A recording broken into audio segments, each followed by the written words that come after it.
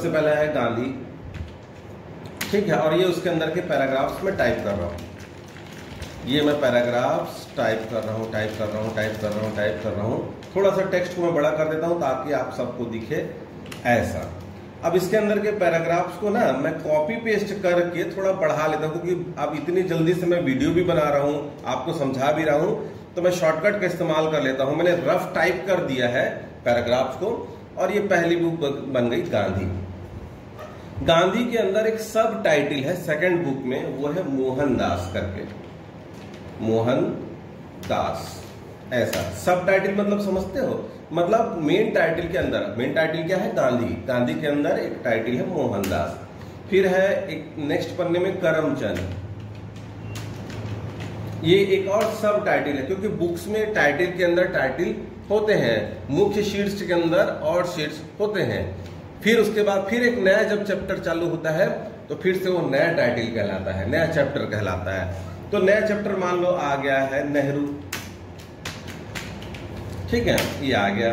फिर हमने इसका पैराग्राफ्स टाइप करने लगे। फिर उसके बाद हमने एक दो पेजेस के बाद, कई पेजेस के बाद यहाँ फिर आ गया शास्त्री, ठीक है, ये हमने बना लिया, ठीक है। तो ये जब हम बुक बना रहे हैं ना, तो बुक में कुछ चीजें होती हैं, खासियतें होती हैं कि पहले होता है इंडेक्स। इंडेक्स देखते हो, कंटेंट, टेबल ऑफ कंटेंट, मतलब जो बुक्स होती हैं, तो बुक्स में शुरुआत में सबसे पहले ना अपने को पता लग जाए कि कौन से पेज में कौन सा चैप्टर है, उसके लिए एक इंडेक्स होता है, या टेबल ऑफ कंटेंट जिसको हम बोलते हैं। तो वो कैसे आता है? तो यहाँ पर हम ना ये जो स्टाइल दिया हुआ ना, इसको अप्लाई करेंगे। देखो इसमें हेडिंग 1, हेडिंग 2 और भी तरह तरह के हेडिंग्स यहाँ पर दिए हुए हैं। हम इनका इस्तेमाल करते हैं। हम क्या करते हैं कि अभी देखो ये सिंपली दिख रहा है ना, जो हमारा बुक जो है, इसके टाइटल में हम ना जो जैसा टाइटल है उसको अप्लाई कर देते हैं। जैसे ये हेडिंग 1 है, इसको हमने क्या दे दिया? हेडिंग 1 दे दिया यहाँ से कि ये हेडिंग 1 है करके। फिर हमने इसको दे दिया, सेलेक्ट किए मोहनदास को, क्योंकि इसके अंदर का हेडिंग है, तो हमने दे दिया हेडिंग 2 है करके, ठीक है। फिर करमचंद आया, तो अगर मोहनदास के अंदर का हेडिंग है तो हेडिंग 3 कहलाएगा। हम यहाँ हेडिंग 3 को ढूंढेंगे, उसको अप्लाई करेंगे। लेकिन उसके बराबर का हेडिंग है तो क्या कहलाएगा? हेडिंग 2 कहलाएगा। बात समझ में आ रही है मेरी? ठीक है। फिर से एक नया चैप्टर आया, तो उस नया चैप्टर को हम फिर से क्या देंगे? हेडिंग 1 देंगे, क्योंकि बिल्कुल ही फ्रेश नया चैप्टर है, हेडिंग 1। तो हेडिंग कैसे देते हैं आपको समझ में आ रहा है? इस हेडिंग को देने से क्या फायदा होगा? इस हेडिंग को अप्लाई करने से, ये भी हेडिंग 1 दे दिया मैं। अब इसके फायदे मैं आपको गिनाता हूं, ठीक है। ये हेडिंग अप्लाई कर देने से ना, एक तो थोड़ा सा ना इसका टेक्स्ट फॉन्ट वगैरह थोड़ा सा अलग हो जाता है। यहाँ पर इसके अपेक्षा इसका फॉन्ट अलग होने से थोड़ा सा अलग से दिखने लगता है, ठीक है। हम इसको थोड़ा और छोटा रखेंगे, हेडिंग से थोड़ा छोटा रखेंगे तो और अलग से दिखेगा। अब मैंने रफ टाइप किया है, ठीक है। एक तो पहले अलग से बढ़िया से ये दिख रहा है।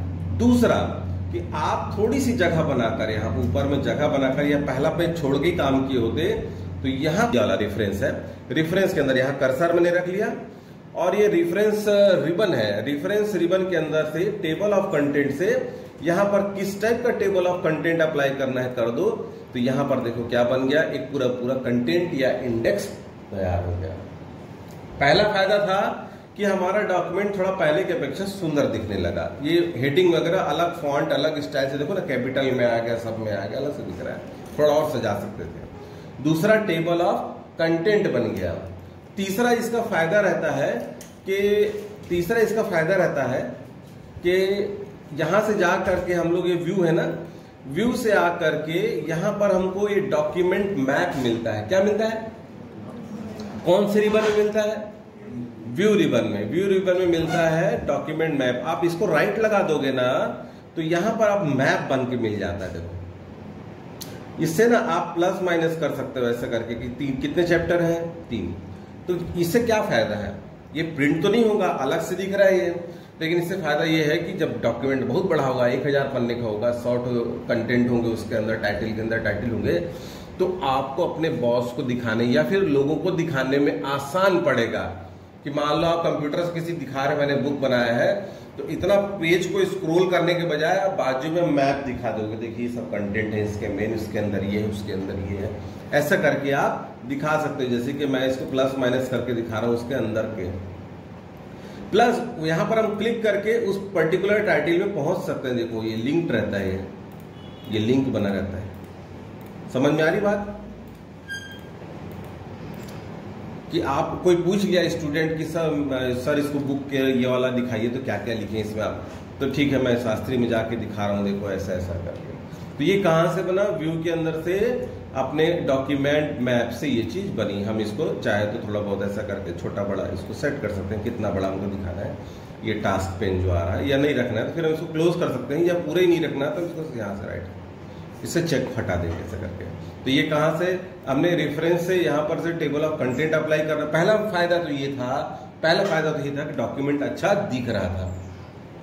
दूसरा फायदा ये था कि रेफरेंस से जाके हमने टेबल ऑफ कंटेंट बनाया तो ये इंडेक्स तैयार हो गया पहले पेज में। हमने यहाँ थोड़ा जगह बनाई, एंटर करके स्पेस बनाया, हमने अप्लाई कर दिया। अच्छा दूसरी चीज, यहां से भी हम क्लिक करके इसको ना वहां जा सकते हैं। ये देखो टेबल ऑफ कंटेंट से यहाँ भी रेफरेंस क्योंकि है तो ये यहां से क्लिक करके हम डायरेक्ट वहां जा सकते हैं, ये भी एक फायदा है। डॉक्यूमेंट मैप के टाइम तो जाते ही हैं, डॉक्यूमेंट मैप के टाइम तो हम जाते ही हैं, यहां से हम दिखा भी सकते हैं, यहां से जा भी सकते हैं और हम डायरेक्ट भी ऐसा कर सकते हैं। तो ये सारे इसके फायदे में से हैं, ठीक है। उसके अलावा भी एक दो और फायदे रहते हैं, उसको नेक्स्ट चैप्टर में आपको बताता हूं मैं। तो इसको प्रिंट आउट करने से आप एक बुक की तरह इसके टेबल ऑफ कंटेंट को इस्तेमाल कर सकते हो। व्यू से डॉक्यूमेंट में और रेफरेंस से इसके टेबल ऑफ कंटेंट ये सब अप्लाई कर सकते हो। तो आपका जो डॉक्यूमेंट है बना रहे हो वो एक रियल डॉक्यूमेंट की तरह आपको दिखेगा और उसके यूज आप कर पाओगे और ये आपको बेनिफिट इसका मिलेगा, ठीक है। तो MS वर्ड में इस तरीके से डॉक्यूमेंट्स बनाने के और उसको इसके लिए सारे हेल्प ये दिए गए, ओके।